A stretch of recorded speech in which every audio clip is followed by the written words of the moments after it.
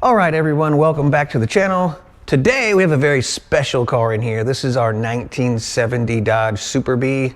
We've had this car for 29 years. One of them difficult cars. It's so valuable you don't want to drive it, but you love the damn thing and can't get rid of it. It's one of those weird anomalies that you Mopar people understand. I'm not really a Mopar guy, but I get it. A great car, been a fun car. We've learned a lot. If you followed the channel for any length of time, in the beginning, we did pretty much nothing but Mopar content as we were working on a 340 Roadrunner.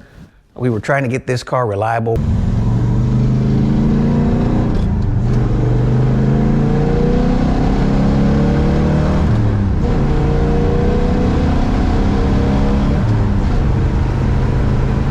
We took it on Power Tour in 2021. We took it to Turkey Rod Run in Daytona a couple times. We had it up in Gatlinburg at the spring cruising up there. It's been to Missouri, Sikeston, Missouri for the YouTube channel drag races, the No Name Nationals. We've driven it around. It's been around for a while, but we really don't enjoy it as much as we used to. And we thought of maybe putting it on the chopping block pretty soon as far as being able to move this car and build more cool cars. So wanted to take a little bit of time and validate the numbers on the car. In case anybody was interested, they can refer back to this video and see that this is a numbers matching FC7. Gosh, I can't even go through the options. There's too many. Let's check them out. Like I said, this is a 383 4-speed plum crazy purple Ram Air car. We'll go through that trim tag here in a minute. I want to take an overview of the car. The car is in excellent shape. She's never really been restored, in my opinion. Yes, it's had paint. Yes, it had a year one interior put in it in, gosh, 2000. But these are the original door cards. They were not replaced. The armrests were not replaced. The dash was cleaned up, but not really restored. And no, we don't have a radio. This car takes the thumb wheel AM/FM cassette. You can tell by the shape of that opening, which, by the way, that opening is not available for reproduction. We've got the original pistol grip 4-speed shifter that was re-chrome plated, and I kept the original wood grain pieces. They're over there on the shelf. A new decal kit was put on the console, again, 25 years ago. You can see some evidence of the original parts there. Headliner was replaced, although you know how these things fare over the years. See, the seat backs were not available when the car was done. They are available now, and I'm contemplating going ahead and grabbing them, as these are looking pretty bad, but like I said, they are available now. Back seat's hardly been sat in. Also, you can see just very minor deformation on these pieces here. When the vinyl top was done 25 years ago, these pieces were not available, so we had to reuse those, but these are easily purchasable now. You can grab those off a year one or somewhere and go ahead if you're really concerned with the few little imperfections in those. Here's the driver's side. You see it's got the pedal dress-up kit. It's got the Super Bee rally gauges. I will be removing that tack out of the way, and the TikTok tack does work. Even all the factory buzzers work. Carpet was replaced, but 25 years ago, it could use another carpet kit. I'm gonna go ahead and apologize for the car being kind of in the building and in the dark during this part of the video. I will get the car out, give it a bath, go over the whole car outside in the sun. It's just been raining here and cold, and you know how winter is, you northerners understand. So, car has original tail panel. Really cool story about this original bumper. If you see these two dents here, there's one right here, and there's a big one right here. When I was in the junkyard while they were picking this car up out in Inyakern, California, way up in the freaking high desert, the guy scooped it up with the big piece of equipment that's got the swivel in the middle with the two long forks, and he went up and dented the bumper. And I was not too heartbroken at the moment because we had planned on fully restoring the car, but you can't buy the bumpers, and I didn't know that. So yes, those dents are still there. The car is kind of as is. We really didn't fix anything. I mean, the car is in great shape, don't get me wrong, but if you look really close, there's a few dings, very small. I know there was one in the trunk lid somewhere. Well, I can't even find it now. Of course, like I said, we'll see all this stuff outside, but we didn't do the bodywork to today's standards. We did the bodywork to 1970 standards.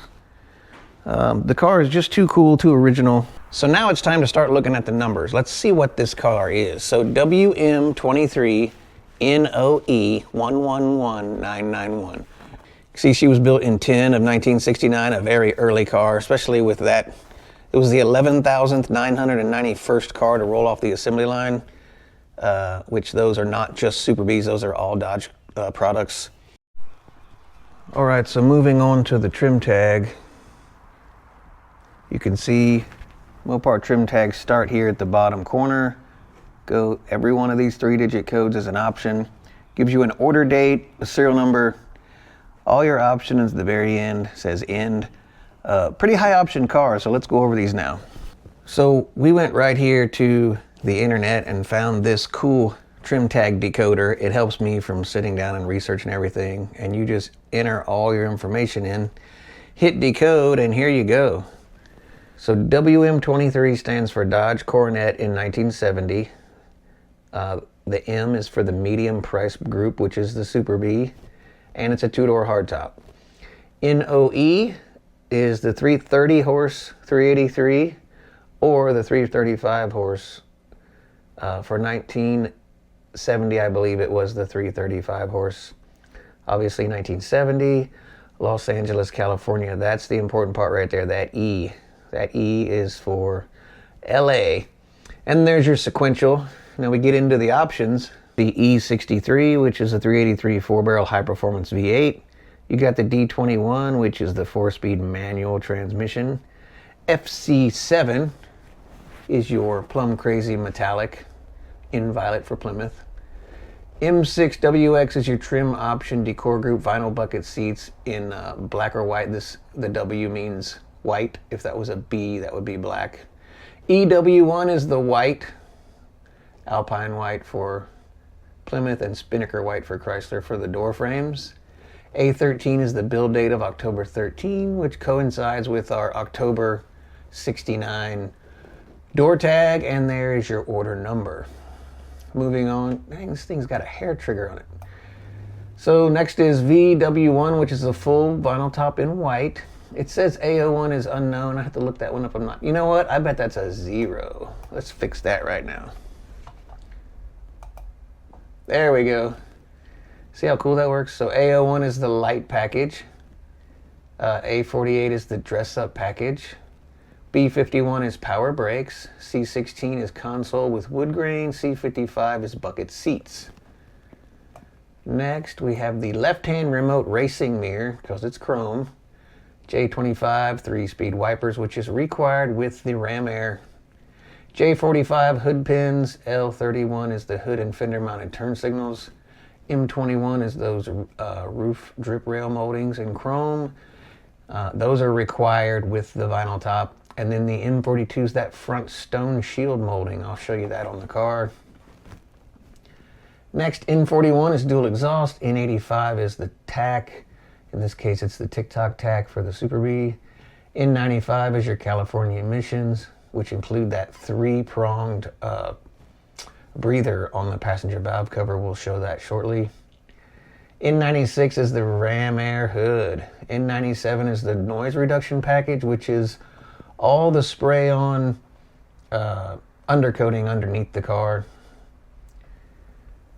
What do we got next? R22 is that very rare AM radio with 8-track. I've never even seen one to buy, so that's kind of an issue. And then we reiterate the VW1, which is the full vinyl white top. And then the V6W is the longitudinal stripes. You'll notice our car has the Bumblebee stripe. At the time, we didn't really like this stripe, but it's just a sticker. It can be replaced. And of course, end is the end of your sales codes. Under this hood, we've made a few modifications for drivability. We did full disc brakes. The mod that puts like the later 71 through 73 disc brakes on. I could not find an original dual diaphragm booster. I do have the original one, but it would need rebuilt. And the line lock will be coming off the car. That is just so we could practice burnouts and learn how to drive this car a little bit better. The chrome valve covers, kind of a sore spot. I have the original valve covers, and I also have a set of Mopar Performance old school MT Mickey Thompson ones up there. But they constantly leak, and that is a problem with Mopars. I did replace the engine electrical harness. That is all brand new. This is that really nice Pertronix electronic distributor with the module on the firewall there. Also underneath this is a fresh Brawler 650 double pumper with mechanical secondaries, which is what you want in a 4-speed car. The alternator was replaced. We put the correct shroud in, that was not there. You have the correct 26-inch radiator. This is that California emissions piece I was talking about. That canister right there with the extra tube that goes back to the fuel tank, that's California only. You'll notice the heater hoses are plugged up. Heater box does need restored. That box is still probably full of desert sand. The block is capped. We've never ran a heater in the car. Living in Georgia, didn't need it. The original wiper motor, I rebuilt that myself. It does work. Of course, I couldn't duplicate the cool cadmium plating and such, but it is what it is. We've got the new correct positive battery cable in that goes down to the starter as well as up to the solenoid there on the firewall. We've replaced the cables to the ram air all the way through the car. What else? I was required to put this catch can on for the drag strip. Comes off the radiator here, goes right through a hole. We picked up an existing bolt. We didn't modify the car at all. This can come right back out if you want to. I've never got the windshield washer squirters to work, even though the pump and everything was new a few years ago. Like I said, the dash has never really been restored. She would not let me replace the B when we painted the car. That's original. The chrome has never been done. You can see there's a few defects there. These are the original grills that were restored. These are not replacements. However, we did replace the bumpers here and the fillers. Those are those really expensive fillers from year one. Hood pin kit was replaced. We did not replace the inlets. You can see they still show their wear from being 50 years old. And like I said, there's a few. There's a ding there. There's a ding there. We didn't touch the dents. Wanted to leave the car kind of representative of how it was. We also did not replace the windshield during the overhaul because of this really cool Famosa drag strip, 15th annual drag, 1973. This guy was a race official, the original owner. Wheels and tires were replaced with the Magnum 500s. We got the bigs and littles on there, so it looks cool. We've already discussed the interior. What else? Okay, so up until this point, you've seen the options, you've seen the trim tag, the door tag. Those are the major parts. Now let's get into the dash plaque. We'll get into the hidden body numbers that Chrysler incorporated, and then we'll get into validating that drivetrain. There's nothing wrong with a little shameless self-plugging. I'd like to remind you at this point that it costs you nothing to go to the Family's Garage YouTube channel and subscribe. If you're liking this video so far, go ahead and hit that subscribe button. Remember to like and share it, and also that notification bell so you'll see all the new episodes as we put them up. Moving right along though, we go back to our dash plaque here. It's kind of hard to see through the windshield, but same thing, WM23NOE111991. So far, our dash plaque, our door sticker, and our trim tag all match. Now let's go a little bit further with that. Easy to see on this car. I have seen them underneath the sticker here. This one is California's here. Our St. Louis car over there is actually stamped back here along this So different build places, but California like to put them right here, and you could see EO, which is California 1970 111991. So that validates that this core support is originally part of this car.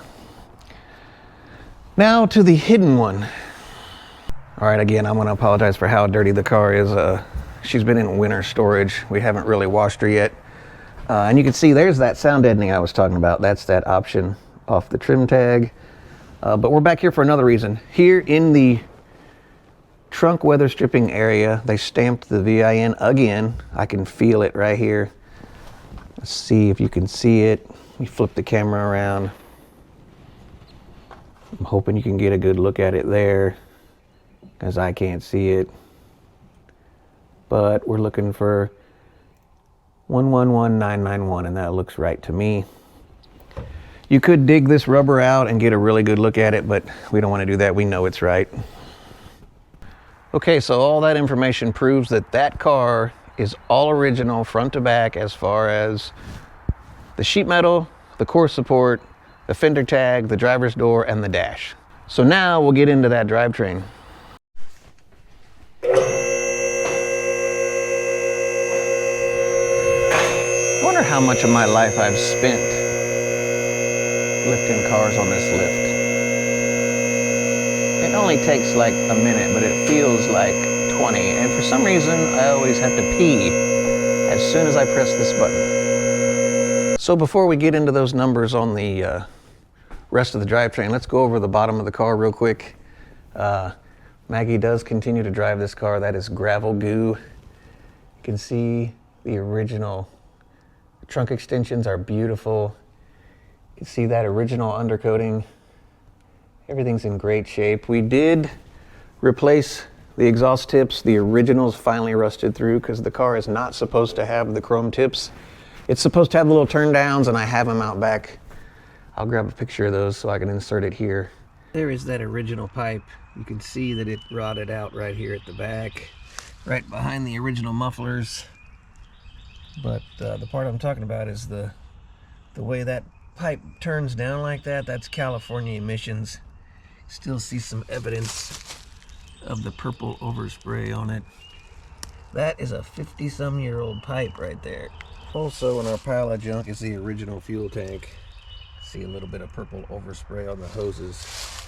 This would have been California only. Let's see if I can get this out.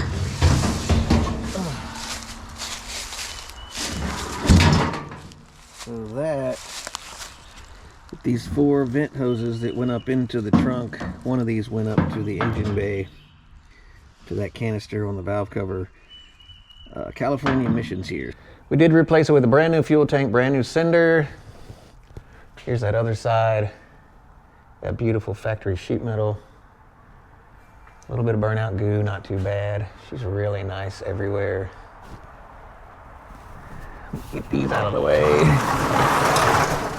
There's a GoPro mount here. I've got some great footage of this going down the road. We did just put brand new heavy duty leaf springs in with brand new U-joints. I went ahead and took the time and detailed the front spring mounts. The shocks are brand new. The rear end has a brand new 489 case, 391 sure grip. I have the original unit over in the shop. Drive shaft was balanced. We got new U-joints. The exhaust, other than these pipes here, which are brand new, the rest of the exhaust sucks, and I do plan on replacing that soon. See if I got a light here so you can see. What did I do with my light? All right, look at that. You can see inside the frame rail there. You can see all this original sheet metal. You can see every spot weld from this car. It's really a time capsule. Go across. See a lot of that original California desert junk. We didn't feel like it was necessary to get rid of none of that stuff, as it wasn't hurting the metal. None of this has been disturbed. There's our axle vent up there. Original bumpers are still there. Torque boxes are in beautiful shape. Every weld is beautiful. Clear up into the wheel well there.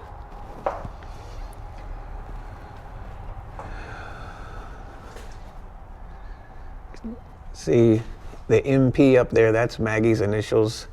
The original owner's initials are up there somewhere also, which makes it super cool. Let me slide these trays out of the way. The rockers are beautiful all the way out. A little bit of surface rust right there where that frame rail attaches. There's a lot going on over here. With the clutch linkage, battery cable, exhaust, everything coming through that area. You can see the new transmission mount. You can see that freshly rebuilt heavy-duty 4-speed. There is a video of that on our YouTube channel going through that. New clutch boot, that is a McLeod Street and Strip diaphragm style clutch. We've got the new steering gear, quick ratio steering box, and the disc brake kit. You can see where I didn't get that all completely painted, but the brake hoses are new, the KYB shocks are new. All the suspension components were replaced at this time, except for that arm. We didn't replace that. All the sway bar mounts were replaced at that time. Clutch, flywheel. Actually, we replaced the flywheel. That's a new flywheel. Starter was replaced. I mentioned the battery cable was replaced. What else we got? And then now, from looking at the build date, you understand why it says October 69 on Herbie, the custom plate I had made for her. That's the build date of the car. And there is some damage here on the bottom of the front bumpers. It looks like it was either jacked up or who knows what caused that. Maybe towing it back in the day. Anywho, so let's get into those numbers. It's going to be extremely difficult to see with the paint and everything, but I'm gonna do my best. You're looking for the 111991. From this vantage, I can pretty much see everything but the 19, so I'm calling that good, and I've seen it 25 years ago. I know it's the right block. You also notice we don't have an inspection cover. They only offered a plastic one when we did the 4-speed, and that one melted on Power Tour, so we took it off. I have the hardware, but I don't have the original metal inspection pan. As far as the 4-speed goes, see if I can get some light on that thing.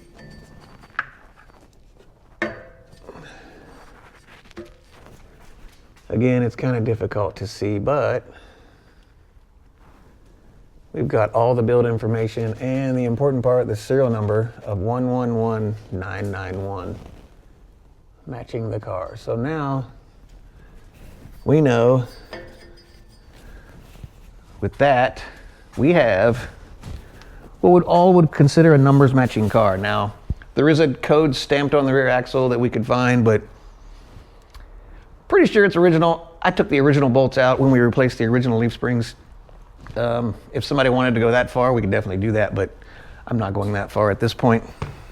So that's a quick overview of where all the numbers are to validate your Mopar. They will move around a little bit versus, St. Louis versus California, but they're going to be right in that area, and that's how you know what you got. And you saw all the other numbers on the side of the 4-speed. All those numbers are online. You could find out what shift it was assembled on and what gear set it's got and such. If I've missed anything, please let me know. And if you guys got some cool stories of your own, please share them with us. You can also go see the Family's Garage on Facebook and share a photo of your car there. And like I said, if you're seeing this video and you're interested in the car, get a hold of us. Maybe we'll do some deals.